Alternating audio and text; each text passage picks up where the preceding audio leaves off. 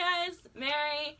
We want to talk about girls on the spectrum. So the last one was about adults, now we've got girls. Another very misrepresented and underrepresented group of people on the spectrum. And again, I think it's pretty obvious, but if we hadn't figured it out by now, I'm also female. So a topic that's pretty personal to me.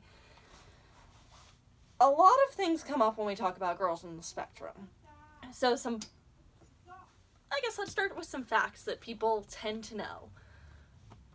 The common information people have about girls is that the known ratio of females to males on the autism spectrum in school-age children is 4 males for every 1 female. That gets updated pretty consistently. It's still massively off, and I will discuss that in a moment, but that's the number that we have currently, is 4 to 1. The other thing that you have to dig a little bit more to know is that the average age of diagnosis for a female is around the age of 9. To put that in perspective, you're thinking about 3rd or 4th grade, probably. Compared to the average male, it's about 19 months, so that's under 2 years old. So you see a difference of over 7 years difference in the average of diagnosis age. This is very important information to keep in mind.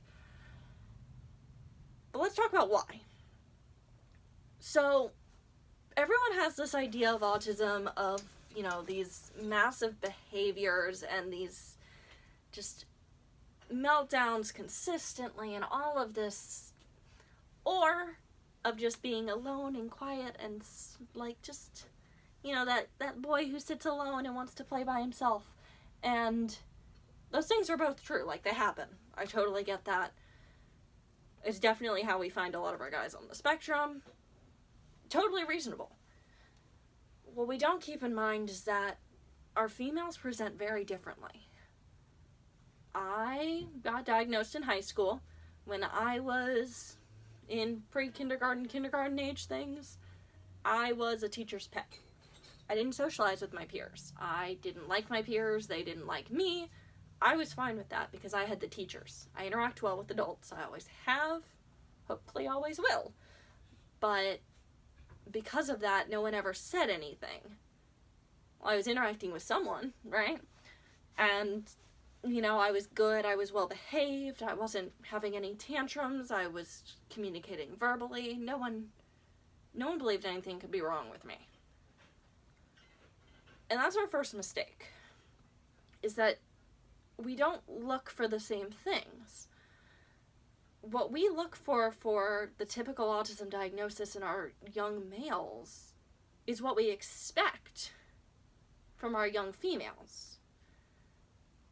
When we see that in our females, we don't point it out, we don't ask, we don't seek anything, because it comes off as normal or good behavior, it's ideal. And as much as that's great, I'm glad I was a well-behaved child, there's nothing wrong with being well-behaved, clearly.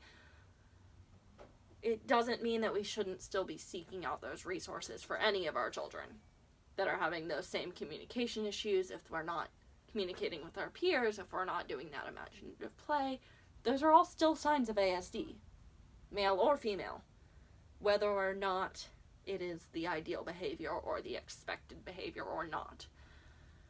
So that's a big part of what I feel is really important to know about females on the spectrum, especially at that young age, and would really help to bring our diagnosis age down for females. On our diagnosis age, males get diagnosed pretty young, especially because of that, because that's what we're typically looking for, is what we'd look for in our males. Our females, because we present so differently, unless they present in that male construct of what we're looking for, those people and those that are very highly impacted by their ASD get diagnosed early still, thankfully. They still get those early supports. But when you have people that are more in the range where I'm at, where we come off as that well-behaved, just kind of awkward, quiet, just a little weird, but fine, and surviving and not looking too bad. They just kind of let it go. And a lot of us don't get diagnosed until middle school, high school, even later in life. A lot of people get diagnosed as professionals when you're talking to other females on the spectrum. I got quite lucky getting diagnosed in high school from what I've heard some of the stories. It's something we need to be aware of. And another big thing is that we might not be known for having all of the problem behaviors, the hitting, the scratching, the aggression. One, it still happens.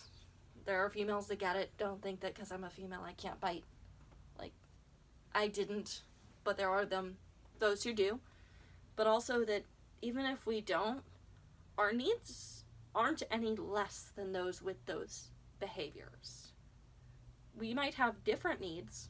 Every person on the spectrum has different needs. Because we're all unique. We're all individuals.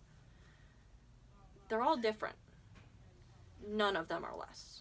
All of our needs are equal, and we really need to be respectful of those. All of those needs, and whatever they may be for each individual.